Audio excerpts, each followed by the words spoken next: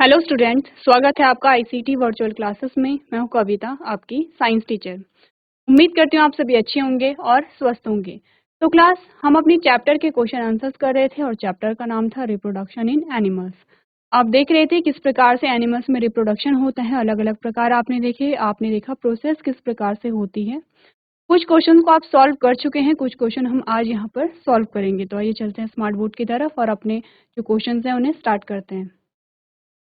चलिए, तो सबसे पहले हम यहाँ पर कर रहे थे एमसीक्यू यानी कि मल्टीपल चॉइस क्वेश्चन हम यहाँ पर देख रहे थे, जिसमें सबसे पहला जो क्वेश्चन आया था उसमें तो यह था the number of egg produced in internal fertilisation is, यानी कि जो आंतरिक निषेचन है उसमें जो एग का प्रोडक्शन होता है, जो एग का उत्पादन होता है वो किस प्रकार का होता है। आपको ऑप्शन में कहा गया था मोर देन एक्सटर्नल फर्टिलाइजेशन, यानी कि बाह्य निषेचन से ज्यादा अंतः निषेचन में या आंतरिक निषेचन में अंडों का उत्पादन होता है, ज्यादा होता है।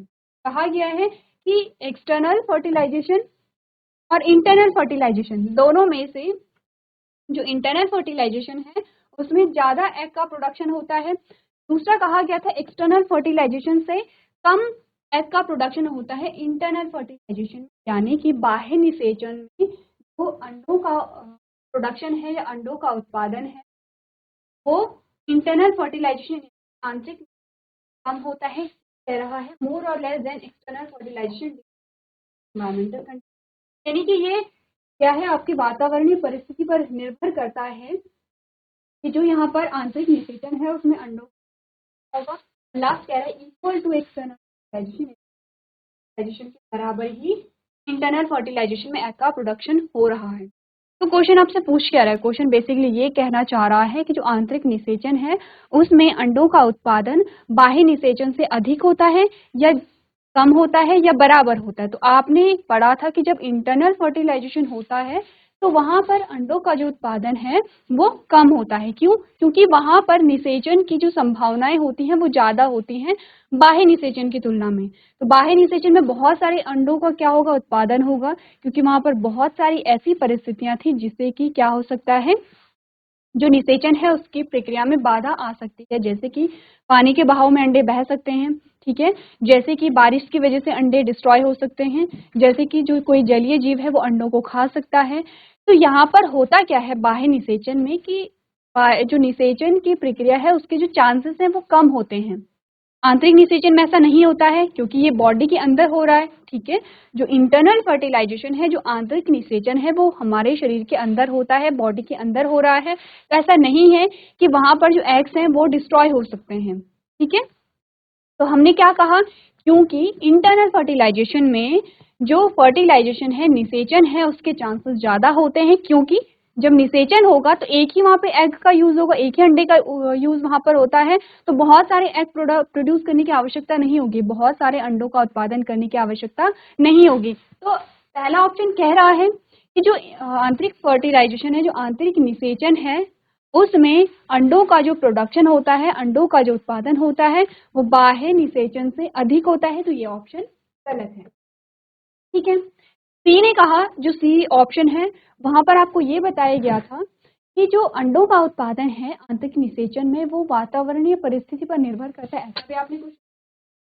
और लास्ट ऑप्शन आपको बताता है कि आंतरिक निषेचन और बाह्य निषेचन दोनों में अंडों का जो उत्पादन है वो बराबर अमाउंट में होता है, ऐसा भी नहीं है। तो कौन सा था? ऑप्शन नंबर बी था कि जो आंतरिक निषेचन है उसमें बाह्य निषेचन की तुलना में अंडों का जो उत्पादन वो कम होता है, ठीक है। आपने कहा कि जो आंतरिक निषेचन है वहां पर अंडों का उत्पादन कम होता है और बाह्य निषेचन अगर होगा तो वहां पर अंडों का उत्पादन बहुत ज्यादा होता है। क्यों होता है ये रीजन भी हमने यहाँ पर डिस्कस कर लिया है। चलिए, सेकंड क्वेश्चन आपसे कहा गया था reproduction is essential for living organism in order to, प्रजनन जो यहाँ पर जीवित प्राणी है उनके लिए इम्पोर्टेंट है। क्यों इम्पोर्टेंट है वो आपसे कहा गया है। पहला कह रहा है कंटिन्यू देयर स्पीशीज, उनकी जातियों की निरंतरता बनाए रखने के लिए या उनका स्थायित्व बनाए रखने के लिए। बी कह रहा है मेंटेन ग्रोथ, यानी कि जो वृद्धि है उसको मेंटेन करने के लिए। सी ऑप्शन कह रहा है फुलफिल देयर एनर्जी रिक्वायरमेंट, यानी कि उनकी ऊर्जा संबंधी जो आवश्यकताएं हैं उनको पूरा करने के लिए प्रजनन आवश्यक है। या डी कह रहा है keep the individual organism alive, यानी कि किसी एक जीव को जीवित रखने के लिए यहाँ पे क्या है आवश्यक है। अब आपने क्या कहा एनर्जी से रिलेटेड आपने कुछ नहीं पढ़ा था, सिर्फ एक इंडिविजुअल की बात तो नहीं होगी, क्योंकि रिप्रोडक्शन आपने बात की है और आपने लिविंग ऑर्गेनिज्म की बात की है, जीवित प्राणियों की बात की है, जीवित जीवों की बात की है। जीवित जीवों में हर एक जीव इंक्लूड हो जाता है, आपका सूक्ष्म जीव से लेकर के आपका जो मल्टी सेलुलर है, जो बहुकोशिकीय जीव है, वो वहां पर होता है। आपके प्लांट्स वहां पर इंक्लूड होते हैं। तो आपने क्या कहा कि इसे एक इंडिविजुअल की बात नहीं हो रही है, ठीक है। सिर्फ ग्रोथ तो नहीं होगा, रिप्रोडक्शन में सिर्फ ग्रोथ आपने नहीं देखी है, आपने बहुत सारी चीजें देखी, आपने ऑल ओवर डेवलपमेंट की बात वहां पर की है। तो आपका जो सही आंसर था वो था, तो यहाँ पर प्रजाति है, ठीक है, यानी कि जो स्पीशीज है उसकी निरंतरता को बनाए रखने के लिए, हर एक स्पीशीज निरंतरता को बनाए रखने के लिए रिप्रोडक्शन यहाँ पे क्या था, इंपॉर्टेंट था, ठीक है। इतनी बात क्लियर है। चलिए, मैं आपसे कहा गया था how many parents are involve in sexual reproduction, यानी कि लैंगिक जनन में कितने जनक शामिल होते हैं। बहुत इजी क्वेश्चन है, आपको पता है, आपको ऑप्शन में कहा गया 0, 4, 1। आपने कहा कि जब यहाँ पर रिप्रोडक्शन था तो आपने 2 प्रकार के रिप्रोडक्शन की बात की थी, लैंगिक, ठीक है। अब जब आपने कहा कि जो लैंगिक और अलैंगिक प्रकार के आपके पास क्या आते हैं, प्रजनन आते हैं। लैंगिक जनन जब भी आपने बात की है कि कितने जनक, आपने कहा 2 जनक शामिल होते हैं। अलैंगिक जनन में आपने कहा कितने जनक शामिल होते हैं, 1 जनक शामिल, ठीक है। इतनी बात क्लियर है। इसके अलावा दोनों में बहुत सारे डिफरेंस हमने डिस्कस किए थे, आगे हमारे पास क्वेश्चन भी आएंगे, आपको ये पता होना चाहिए दोनों में हमने क्या क्या डिफरेंस देखे थे। तो आपने क्या बात की थी, आपने कहा क्योंकि 2 जनक शामिल हैं इसीलिए यहाँ पे युग्मक बनेंगे, क्योंकि यहाँ पर युग्मक बने तो इसीलिए यहाँ पे क्या होगा, निषेचन होगा। क्या होगा, निषेचन की प्रक्रिया होगी। यहाँ पर निषेचन अगर हुआ तो आपने कहा कि यहाँ पे आपको क्या दिखाई देगी, वैरायटी दिखाई देगी, यानी कि विविधता दिखाई देगी। यहाँ पर आपको क्या दिखाई देगी, विविधता दिखाई देगी, वैरायटी यानी कुछ नया देखने को मिलेगा, क्योंकि क्या है, नए कॉम्बिनेशन आ रहे हैं, नए कॉम्बिनेशन आएंगे तो आपको वैरायटी देखने को मिलेगी। अलैंगिक जनन की जब आपने बात की, आपने कहा युग्मक का निर्माण नहीं होगा, युग्मक का निर्माण नहीं हुआ तो निषेचन नहीं होगा, और निषेचन अगर नहीं हुआ तो आपने कहा कि सेम आपको जो नई संतति मिलती है वो मिलेगी, वो कोई वैरायटी यहाँ पर नहीं मिलेगी। जनरल से क्या है डिफरेंसेस हैं कि आपको देखने हैं। चलिए, तो क्वेश्चन नंबर 4 आपके पास आता है, जो हमारा प्रीवियस लेक्चर था उसका लास्ट क्वेश्चन हमारे पास था। After fertilization the dash divides repeatedly to give rise to a ball of sales.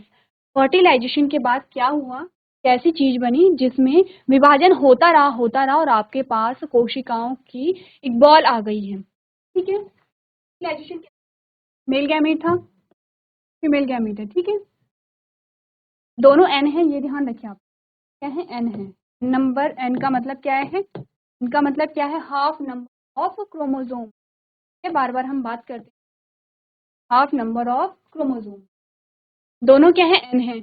अब दोनों गैमीट का जब फ्यूजन हुआ, तो ये गैमीट है, जब इनका फ्यूजन हुआ तो आपको यहाँ पर ऐसी जो क्या है, एक कोशिका है, ठीक है। एक कोशिकीय संरचना आपको यहाँ पर मिली है। अब इस कोशिका में क्या हुए, विभाजन हुए, यानी कि बहुत सारे विभाजन यहाँ पे हुए और आपको इस प्रकार से, ये आपने क्या कहा, सेल, सेल है, ये क्या है, कोशिकाओं की एक बॉल आपको मिली। अब आपको बताना ये है, ये चीज तो आपको क्वेश्चन में कही गई है, अब आपको ये बताना है कि ये जो चीज में विभाजन को क्या कहते हैं। ओवम है, सेकेंड है स्पर्म है, सी है जाइगोट और लास्ट है एम्ब्रियो। ओवम क्या होता है, स्पर्म क्या होता है, मेल गैमीट। एम्ब्रियो क्या होता है, आपने कहा तो भ्रूण होता है, आपने क्या कहा, एम्ब्रियो कहा। तो क्या निषेचन के तुरंत बाद एम्ब्रियो बन जाता है, आपके पास क्वेश्चन ये आता है। आप उससे पहले एक जाइगोट क्या आती है, जाइगोट जिसे आप युग्मनज कहते हैं, ठीक है? संरचना को आपने क्या कहा, युग्मनज आप यहाँ पर कहते हैं। ये बात क्लियर है आप सबको। चलिए, का जो प्रश्न आपके पास आता है पढ़िए, उसमें आपको कहा बडिंग इन सीन इन, जो बडिंग है वो किस में पाया जाता है ये आपको बताना है। ऑप्शन है ह्यूमंस यानी कि मनुष्य में, अमीबा में, हाइड्रा में या बैक्टीरिया में, किस में पाया जाता है यहाँ पर बडिंग। तो आपने कहा कि जो ह्यूमंस हैं, बेसिकली क्वेश्चन क्या पूछ रहा है, बडिंग क्या है, सबसे पहले तो आप बडिंग क्या है, बडिंग है प्रजनन का प्रकार, है बर्डिंग क्या है? प्रजनन का प्रकार है। प्रजनन को हम क्या कह रहे हैं? बर्डिंग कह रहे हैं। अब आपने कहा कि जो प्रजनन किस प्रकार का प्रजनन है, यहाँ पर बर्डिंग किस प्रकार का प्रजनन है, लैंगिक है या अलैंगिक है? तो आपने कहा बर्डिंग क्या है? अलैंगिक प्रजनन। अब आपने कहा कि क्या अलैंगिक प्रजनन ह्यूमंस में पाया जाता है, मनुष्य में पाया जाता है? मनुष्य नहीं, में नहीं पाया जाता, मतलब ऑप्शन नंबर ए से ही हट जाता है। अब बात आती है अमीबा, हाइड्रा और बैक्टीरिया की, ठीक है, इन तीनों में पाए जाते हैं। तो आपने कहा कि अलैंगिक जो प्रजनन है वो पाया जा सकता है। बात करते हैं सबसे पहले क्या है, तो किस हो रहा हो, आपने कहा अमीबा में होता है बाइनरी फिजन, उसमें बाइनरी फिजन आपने कहा था, आपने कहा फॉर एग्जांपल ये अमीबा है, ठीक है, ये अमीबा है। अब अमीबा में क्या होगा, यहाँ पर जो केंद्रक है, केंद्रक में विभाजन होगा, इस पर क्या होगा, जो केंद्रक है उसमें विभाजन होने लगेगा और लास्ट में आप देखेंगे यहाँ पर क्या है, तो अमीबा यहाँ पर बन, आप कहते हैं बाइनरी फिजन, यानी कि जो अमीबा है वो एक कोशिका से दो कोशिकाओं में विभाजित हो गया है, यानी कि ये तो क्या था, जनक कोशिका थी, और ये जो आपके पास आई हैं दो कोशिकाएं, ये हैं संतति कोशिका, डॉटर सेल जिसे आप कहते हैं। ये आपने कहा इस प्रकार का जो प्रजनन अमीबा में पाया जाता है इसे बाइनरी फिजन कहते हैं, बडिंग नहीं कहते, भी आपका हट जाता है, ठीक है। अब आते हैं हाइड्रा पे। हाइड्रा का जब आपने यहाँ पे डायग्राम बनाया था, इस प्रकार से आपने एक डायग्राम बनाया था, तो आपने कहा हाइड्रा में क्या होता है, यहाँ पर एक उभार जैसी संरचना बन जाती है, ठीक है। अब ये जो उभार जैसी संरचना है, आपने कहा ये बड़ी होने लगती है, बड़ी होने लगती है, ठीक है, और एट लास्ट आपके पास एक कंडीशन आती है कि आपके पास हाइड्रा इस प्रकार आ गया है और ये आपके पास एक नया हाइड्रा। अब यहाँ पे हुआ क्या, आपने कहा ये तो आपके पास हाइड्रा है, ठीक है, इस उभरी हुई संरचना को आपने क्या कहा, बर्ड कहा, ठीक है। ये बर्ड बड़ा होकर क्या बना रहा है, हाइड्रा बना रहा है, हाइड्रा जैसी संरचना बना रहा है, और ये क्या है, न्यू हाइड्रा है, संतति हाइड्रा। तो हुआ क्या, आपने कहा हाइड्रा था, हाइड्रा के शरीर में एक उभार सा आपको देखने को मिला, उसे आपने बर्ड कहा, वो जो बर्ड है उसमें वृद्धि होने लगी, तो वो हाइड्रा जैसी संरचना उसने दोबारा से बना ली, और लास्ट वाली इमेज देखा तो यहाँ पर जनक हाइड्रा था, जो पेरेंट हाइड्रा था उससे वो जो बेबी हाइड्रा है, जो छोटा सा हाइड्रा है, वो अलग हो जा रहा है और एक नया हाइड्रा बना दे रहे हैं। तो बेसिकली हुआ क्या, नई संतति उत्पन्न हुई यहाँ पर भी, ठीक है, कैसे हुई, बर्ड बनी। तो बर्ड बनने के द्वारा जब नई संतति उत्पन्न हो रही है तो क्या कहेंगे, बर्डिंग कहेंगे इसे, बिल्कुल हम इसे क्या कहेंगे, बर्डिंग कहेंगे। आपका कौन सा ऑप्शन यहाँ पर सही आया, ऑप्शन नंबर सी बिल्कुल करेक्ट आंसर है। हाइड्रा में क्या होता है, यहाँ पर बर्डिंग की प्रोसेस होती है इस प्रकार से, ठीक है, इमेज भी आपको बनानी आनी चाहिए।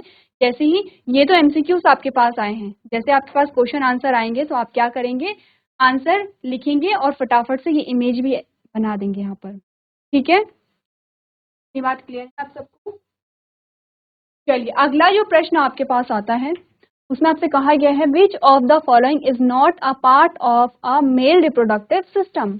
यहाँ पर आपको बोला गया है नर प्रजनन तंत्र का इनमें से कौन सा भाग नहीं है, ठीक है, आपने मेल रिप्रोडक्टिव सिस्टम पढ़ा है, ठीक है, उसमें आपने अलग अलग भागों के बारे में पढ़ा है। अब आपको ये बताना है कि आपके पास चार ऑप्शन दिए गए हैं, कौन सा मेल रिप्रोडक्टिव सिस्टम का भाग नहीं है। पहला है वास डिफरेंस, सेकंड है ओवरी, थर्ड है टेस्टिस, लास्ट है पेनिस। आपको बताना है कौन सा ऑप्शन नहीं है, आप बी आंसर होगा। ओवरी क्या है, ओवरी क्या है, यहाँ पे फीमेल रिप्रोडक्टिव सिस्टम का पार्ट है, ठीक है। चलिए नेक्स्ट क्वेश्चन आपके पास आया है जिसमें आपसे पूछा गया है a paramecium reproduce by dividing itself into two daughter cells, this process. जो पैरामीशियम है उसमें प्रजनन हो रहा है, कैसे प्रजनन हुआ, पैरामीशियम ने अपने आप को दो भागों में विभाजित कर दिया है, और जो दो भाग थे वो क्या थे, डॉटर सेल्स हैं, यानी कि कोशिकाएं, ठीक है। इस प्रोसेस को आप क्या कहेंगे, आप बर्डिंग कहेंगे, रीजनरेशन कहेंगे, बाइनरी फिजन कहेंगे, या वेजिटेटिव प्रोपेगेशन कहेंगे। अब आपको क्या करना है, अभी बडिंग आपने पढ़ी थी, किसमें पाई जा रही थी, हाइड्रा में। बाइनरी फिजन और वेजिटेटिव प्रोपेगेशन और रीजनरेशन, आपके पास 3 ऑप्शन। सबसे पहले देख लेते हैं रीजनरेशन का। आपके पास एक एग्जाम्पल आया था प्लेनेरिया का, आप इमेज दिखाई दी थी, ठीक है, ये था प्लेनेरिया।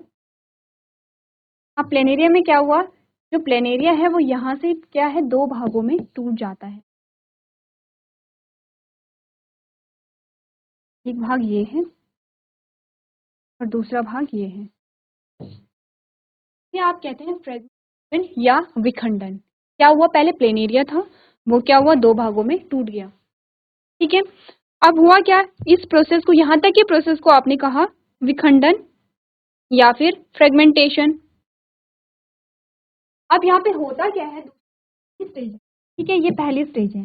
दूसरी स्टेज में क्या होगा, ये जो प्लेन एरिया है जो 2 भागों में टूटा है, इसकी जो टेल वाला पोर्शन है ये फिर से बनने लगता है इस प्रकार से, और इसके जो हेड वाला पोर्शन है वो बनने लगता है इस प्रकार, ठीक है। क्या हुआ, एक प्लेन एरिया से आपके पास 2 प्लेन एरिया आ गए, ठीक है। अब जब जो सेकेंड स्टेप था, जो सेकेंड स्टेज क्या थी, यहाँ पर सेकेंड स्टेज बनी थी, वो क्या था कि जो खोए हुए अंग हैं वो दोबारा आ गए, उसे आप कहते हैं रीजनरेशन या पुनरुद्ध भवन कहते हैं। समझ रहे हैं आप लोग, उसे आप क्या कहेंगे, पुनरुद्ध भवन कहेंगे। ये तो है क्या।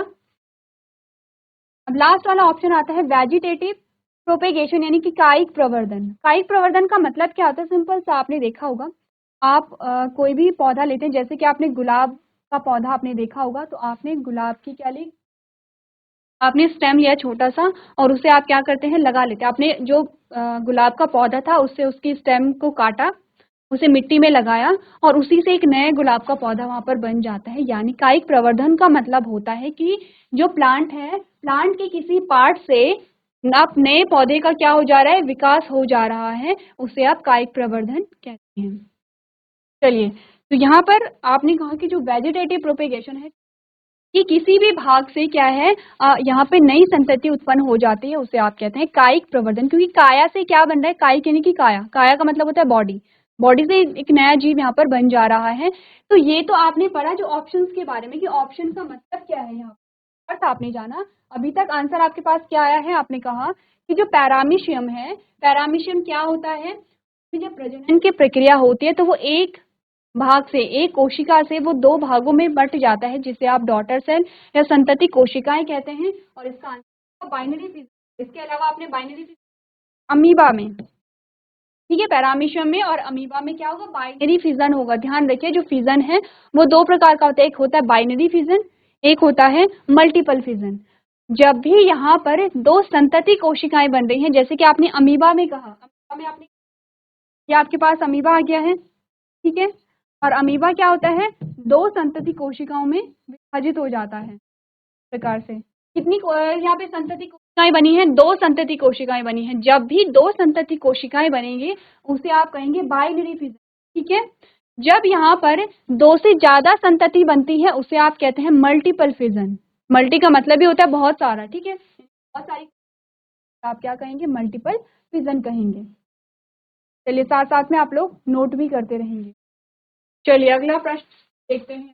चलिए, बाइनरी फिजन को आपको समझाया भी गया है कि बाइनरी, आपने पढ़ा binary fission is a type of asexual reproduction seen in unicellular organism. इसका अर्थ है बाइनरी फिजन है वो अलैंगिक जनन का प्रकार है जो कि यूनिसेलुलर ऑर्गेनिज्म यानी कि एक कोशिकीय जीवों में पाया जाता है, ठीक है। क्या है ये, इसका टाइप है एसेक्सुअल रिप्रोडक्शन का, यानी कि अलैंगिक जनन का, जो कि किसमें पाया जा रहा है, एक कोशिकीय जीवों में पाया जा रहा है।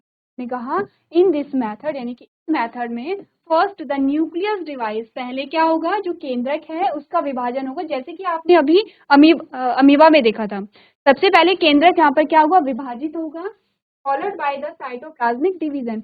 पहले न्यूक्लियस यानी कि केंद्रक विभाजित होता है। केंद्रक जब एक भाग से 2 भाग में बंट जाता है, यानी कि एक न्यूक्लियस से 2 न्यूक्लियस बन गए हैं, तब आप जो कोशिका है, जो साइटोप्लाज्म है, जिसे आप कोशिका द्रव कहते हैं, वो भी 2 भागों में बंटने लगेगा और आपके पास क्या हो जाएंगे, 2 कोशिकाएं आ जाती हैं, ठीक है। आपने कहा this forms 2 daughter cells from 1 parent cell. क्या होता है, जनक से 2 संतति बन जाती है। Therefore, paramecium dividing itself to form 2 daughter cells represent binary fission। तो इसी प्रकार जो पैरामीशियम है वो खुद को 2 भागों में बांट देता है और वो जो 2 भाग होते हैं वही संतति कोशिकाएं कहलाती हैं और इस प्रक्रिया को हम क्या कहेंगे, बाइनरी फिजन कहेंगे। चलिए अगला प्रश्न पढ़ते हैं। अगले प्रश्न में आपसे पूछा गया है the female gamete produced by the ovary is called dash, it is haploid in nature. आपको कहा गया कि जो फीमेल गैमेट है, जो मादा युग्मक है, वो कहाँ से प्रोड्यूस होता है, कहाँ से उत्पन्न होता है, ओवरी से, ठीक है। जिसे आप क्या कहते हैं, जिसे आप क्या कहते हैं, और ये क्या होता है, हैप्लॉइड होता है नेचर में। एक बार फिर से क्वेश्चन को हम रिपीट करते हैं, क्वेश्चन क्या कहना चाह रहा है। क्वेश्चन ने कहा कि जो फीमेल गैमेट, मादा युग्मक, जो मादा युग्मक है वो कहाँ से, ओवरी से, जो ओवरी है ओवरी से उत्पन्न होती है, ठीक है। ओवरी समझना आपने जब फीमेल रिप्रोडक्टिव सिस्टम पढ़ा था तो ओवरी कहाँ पे देखी थी आपने, ठीक है। ये फीमेल रिप्रोडक्टिव सिस्टम आपके पास आता है, प्लस आ गया है फैलोपियन ट्यूब, फैलोपियन ट्यूब के अलग अलग भाग, एंट्रिका कहाँ पे है, फिम्बरी कहाँ पे है, इनफंडिबुलम कहाँ पे है, ठीक है। ये सारी चीजें आपको पता होनी चाहिए। अब आपने कहा कि ये जो स्ट्रक्चर ओवरी के अंदर क्या होता है, जो फीमेल गैमेट है उसका प्रोडक्शन, यहीं से क्या होगा, फीमेल जो गैमेट है उसका प्रोडक्शन होता है। आपको बेसिकली ये पूछा गया है कि आप फीमेल गैमेट को क्या कहते हैं, ठीक है। और कहा गया कि ये हैप्लॉइड होता है नेचर में। हैप्लॉइड का मतलब क्या है, अभी हमने कुछ देर पहले बात की थी, हाफ नंबर ऑफ क्रोमोसोम, यानी कि गुणसूत्रों की आधी संख्या, ठीक है। क्या कहा गया है, हैप्लॉइड का मतलब है, ठीक है, गुणसूत्रों की आधी संख्या। अब गुणसूत्र आपने कहा कि आधी संख्या से क्या मतलब होगा, सबसे पहले तो आपको ये पता होना चाहिए कि गुणसूत्रों की पूरी संख्या क्या है, यानी कि फुल नंबर ऑफ क्रोमोसोम क्या होगा, गुणसूत्रों की पूरी संख्या कितनी होगी। आप अरे ह्यूमन की, मनुष्य की, आपने कहा जो मनुष्य है उसकी जो कोशिका है, क्योंकि आपने ये पढ़ा है कि सारे जो जीव हैं वो सभी कोशिकाओं से मिलकर के बने हैं, उनमें जो कोशिका है उसमें जो गुणसूत्र होते हैं वो कितने होते हैं, आपने कहा उसमें जो गुणसूत्र होते हैं वो 46 क्रोमोसोम होते हैं, क्या होंगे, क्रोमोसोम, या फिर इसको आप कैसे लिख सकते हैं, या 23 जोड़े, या 23 जोड़े भी आप इन्हें कहते हैं, ठीक है। ये था जो आपके पास 23 जोड़े गुणसूत्र हैं या 46 क्रोमोसोम है, ये क्या है, फुल नंबर ऑफ क्रोमोसोम, यानी कि गुणसूत्रों की पूर्ण संख्या है। क्या है, गुणसूत्रों की पूर्ण संख्या। अब गुणसूत्रों की पूर्ण संख्या आपको ये पता है कितने होते हैं, 40 क्रोमोसोम होते हैं या फिर 23 जोड़ी होते हैं। तो आपने कहा कि गुणसूत्रों की आधी संख्या क्या होगी, आपने कहा आधी संख्या क्या होगा, 46 का आधा, इस क्रोमोसोम 23 क्रोमोसोम, ध्यान दीजिए 23 जोड़े नहीं कहे, मैं हर बार कहती हूँ, कंफ्यूज नहीं करेंगे। 23 जोड़े क्रोमोसोम और 23 क्रोमोसोम में डिफरेंस है यहाँ पर, ठीक है। तो यहाँ पर क्या है, 23 क्रोमोसोम है, जिसे आप क्या कहते हैं, हैप्लॉइड कहते हैं, जिसे आपने क्या कहा, हैप्लॉइड कहा। तो गुणसूत्र की जो पूर्ण संख्या है उसे आप क्या कहेंगे, आपने कहा उसे आप कहते हैं डिप्लॉइड, आपने क्या कहा, डिप्लॉइड का, ठीक है। क्लियर है सब कुछ ही, क्या होता है हैप्लॉइड, क्या होता है डिप्लॉइड, कितने नंबर ऑफ क्रोमोसोम हमारे कोशिका में पाए जाते हैं। तो आपने कहा कि जब यहाँ पर गैमीट बनते हैं तो हमेशा उनमें नंबर ऑफ क्रोमोसोम कितना होता है, हाफ होता है। हाफ का मतलब कितना होगा, 23 क्रोमोसोम होंगे, ठीक है। अब क्वेश्चन पे फिर से आते हैं कि क्वेश्चन में आपसे क्या पूछा गया है। क्वेश्चन में आपसे कहा गया है कि जो फीमेल गैमेट है, जो मादा युग्मक है, वो ओवरी में, ओवरी से क्या होता है, प्रोड्यूस होता है, ओवरी से उत्पादन होता है। तो फीमेल गैमीट को आप क्या कहेंगे, जो कि नेचर में हैप्लॉइड होते हैं, क्योंकि गैमीट है तो नेचर में हैप्लॉइड ही होगा। तो आपने कहा ऑप्शन में आपको कहा गया है जाइगोट कहेंगे, या सेकंड में आपको कहा गया क्या आप ओवम कहेंगे, क्या ब्लास्टुला कहेंगे, हम कहेंगे। आपको चारों ऑप्शन पता होने चाहिए, सिर्फ आंसर नहीं बल्कि चारों ऑप्शंस का मतलब पता होना चाहिए। सबसे पहले आते हैं ऑप्शन नंबर 1 पे, जिसका कि आप क्वेश्चन सॉल्व कर चुके हैं। क्या होता है, जाइगोट युग्मनज जिसे आप कहते हैं, आपने कहा फर्टिलाइजेशन के बाद बनता है जाइगोट। और जाइगोट में आपने कहा कि जो दोनों गैमीट हैं जब वो फ्यूज होंगे, जब वो सनलाइट होंगे, तब यहाँ पे जाइगोट बनेगा। ठीक है, उसके बाद आप बात करेंगे ऑप्शन नंबर डी गैमीट है। ये है तो गैमीट, लेकिन कौन सा गैमीट है? मेल गैमीट है। ब्लास्टुला जब आप बात करेंगे, आपने कहा कि जाइगोट के बाद जाइगोट में क्या होंगे? डिवीजन होते रहेंगे। जाइगोट में जब विभाजन होते रहेंगे तब आपको ब्लास्टुला स्टेज वहां पर देखने को कहीं मिलेगी। तो ऑप्शन कौन सा आपके पास क्या होगा? ऑप्शन नंबर बी आपका बिल्कुल करेक्ट आंसर होगा। तो आपने कहा कि फीमेल गैमीट को आप क्या कहते हैं? ओवम कहते हैं। ठीक है, ठीक है। के बाद नेक्स्ट जो क्वेश्चन आपके पास आता है, पढ़ लीजिए उसे एक बार। आपसे पूछा गया है which of the following is the site of fertilization in humans. अब देखिए, कुछ देर पहले हमने एक डायग्राम देखा था। ठीक है, डायग्राम देखा था, तो डायग्राम में मैंने आपको ओवरी बताई थी, ओवरी कहाँ पे होती है। अब आपसे ये पूछा गया है कि आपको ये बताना है कि जो फर्टिलाइजेशन है, जो निषेचन है, उसकी साइट कहाँ पे, यानी कि निषेचन एग्जैक्टली हो कहाँ पे रहा है। इतना तो आप जानते हैं कि इंटरनल फर्टिलाइजेशन पाया जाता है ह्यूमंस में, मनुष्यों में आंतरिक निषेचन पाया जाता है। जो फीमेल रिप्रोडक्टिव सिस्टम होता है वहां पर निषेचन पाया जाता है, लेकिन वहां पे कहाँ पाया जाता है? इसके लिए आपको क्या करना पड़ेगा? जब भी आपके पास क्वेश्चन आएगा, एमसीक्यूज में नहीं कह रहे हैं, जब आपके पास प्रश्न उत्तर आते हैं तब आप हमेशा क्या बनाएंगे? यहाँ पे डायग्राम बनाएंगे। चलिए, ठीक है, ये क्या हमारा फीमेल रिप्रोडक्टिव सिस्टम है। ये आपको अभी मैंने कुछ देर पहले बताया, ये तो यूट्रस वाला पार्ट है, और यहाँ से लेकर के यहाँ तक जो आपको दिखाई दे रही है, यह है फैलोपियन ट्यूब। ठीक है, फैलोपियन ट्यूब में तो आपका आंसर तो आपको मिल जाएगा कि आंसर कहाँ पे है, कहाँ पे कि जो फर्टिलाइजेशन है, जो निषेचन है, वो होता है फैलोपियन ट्यूब में। लेकिन फैलोपियन ट्यूब में कहाँ होता है? क्योंकि फैलोपियन ट्यूब एम्प्यूला, ठीक है, एम्प्यूला के अलावा स्थमस होता है, स्थमस इंफंडिबुलम, इंफंडिबुलम यहाँ पे है। ये आपके पास फेमरी आ गई है। तो आपसे ये भी पूछा जा सकता है कि फैलोपियन ट्यूब के किस पार्ट में फर्टिलाइजेशन हो रहा है। तो ध्यान रखिए, आपने कहा ये जो उभरा हुआ भाग है, ये वाला जो पोर्शन है आपका एम्प्यूला, यहाँ पर फर्टिलाइजेशन के प्रोसेस, ये जो उभरा हुआ भाग आपको दिखाई दे रहा है एम्प्यूला का, यहाँ पर क्या होता है? फर्टिलाइजेशन की।